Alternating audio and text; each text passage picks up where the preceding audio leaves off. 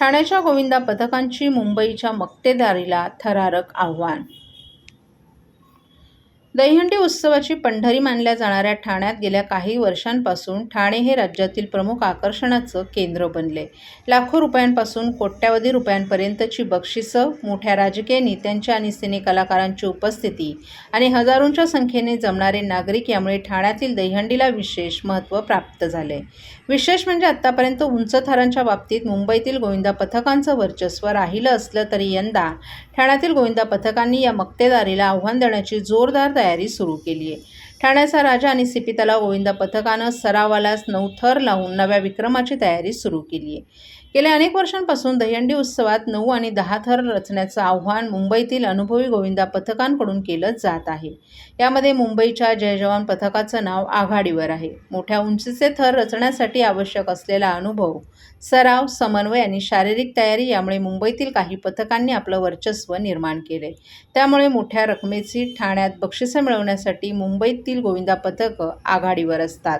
गेल्या वर्षी ठाण्याच्या खोपटचा राजा या गोविंदा पथकाने देखील 9 थर रचून विक्रम केला होता।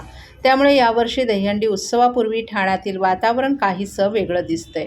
ठाण्यातील ठाण्याचा राजा आणि सीपी तलाव या 2 गोविंदा पथकांनी सरावादरम्यानच 9 थर रचण्यात यश मिळवत मुंबईच्या पथकांना थेट आव्हान दिले। त्यामुळे यंदाच्या दहीहंडीमध्ये ठाण्याच्या गोविंदांकडून विक्रमाला गवसणी घालण्याची अपेक्षा व्यक्त केली जात आहे।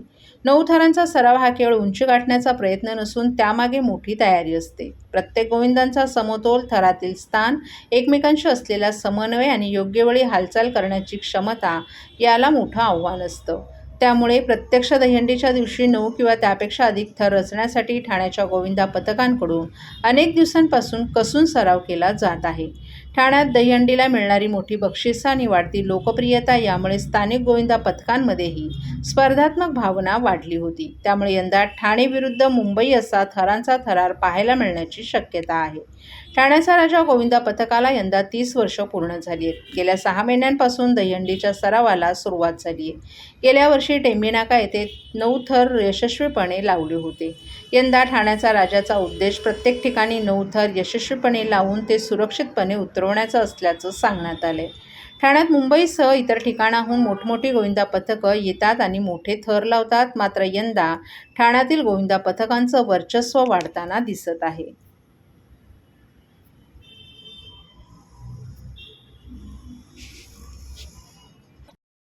दादा, दरवर्षी ठाण्यामध्ये जे काही दहीहंडी उत्सव होतो, या दहीहंडी उत्सवामध्ये आपण पाहतो की मुंबईचे सर्वच मंडळ येऊन पथकं येऊन 9 थर लावतात। मात्र यंदा खोपटचा राजा गोविंदा पथकाने देखील 9 थर लावण्याचा मानस ठेवलेला आहे। मागच्या वर्षी देखील 9 थर लावलेले आहेत। यावर्षी नेमकी काय संकल्पना असणार आहे, काय नेमकं स्वप्न आहे?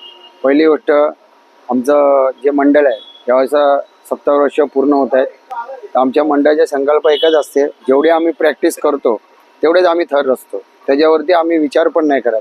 यावर्षी पण आम्ही जे गेल्या वर्षी ते 5 वेळा 9 थर लावले, तर यावर्षी पण आमची इच्छा आहे की याच्यापेक्षा जास्त आम्ही या ठाण्यामध्ये जे प्रमुख हंडे आहेत तिथे 9 थर लावायचा प्रयत्न करणार आणि यशस्वी करणार। कशा प्रकारे प्रॅक्टिस सुरू आहे? कारण प्रत्येक वेळेस मुंबईचे पथकं येऊन इथे मानाच्या हंड्या फोडताना पाहायला मिळतात। यंदा कोणकोणत्या मानाच्या हंड्यांना आपण उपस्थित लावणार आहे? पहिली गोष्ट, ह्याच्यामध्ये मुंबई आणि ठाणे काय हे नाही आहे। सर्वजण आपल्या आपल्या मंडळासाठी म्हणजे जेवढे मेहनत करतात ते प्रत्येक मंडळ आपला बघतो की आपल्या मंडळाचा जे दहीहंडी सराव आहे का, आपला जे त्याशी दहीहंडीचे आपण सराव म्हणजे लावतो तर ते यशस्वी पूर्ण करण्याचं प्रत्येक मंडळाचं स्वप्न असतं। तर आपल्या या ठाण्यामध्ये जे आपले प्रमुख हंडे, टेंभीनाक्याची हंडी, गोकुळ हंडी, संस्कृती हंडी, परत मनसे हंडी, या प्रमुख ठिकाणी आपलं जे मंडळ आहे तिथे प्रमुखाने जातो व आपले थर रचण्याचा प्रयत्न करतो। साधारण 9 थराची रचना करत असताना त्या पिरॅमिडची रचना कशा पद्धतीने आपल्या मंडळाची असते? पहिली गोष्ट तर आपलं जे ठाण्यामध्ये जे गोविंदा आहे हे सार्वजनिक गोकुळाष्टमी उत्सव हा जुना गोविंदा आहे। दुसरी गोष्ट, आम्ही आपलं मंडळ जे थर रचतो हे आपल्या जुन्या स्टाईलने आम्ही रचतो व जे पिरॅमिड असतात जेवढं आपलं जे सराव असतो आणि ते रचना आमची जी दरवर्षीची असते ती नेहमीप्रमाणे सेम असते।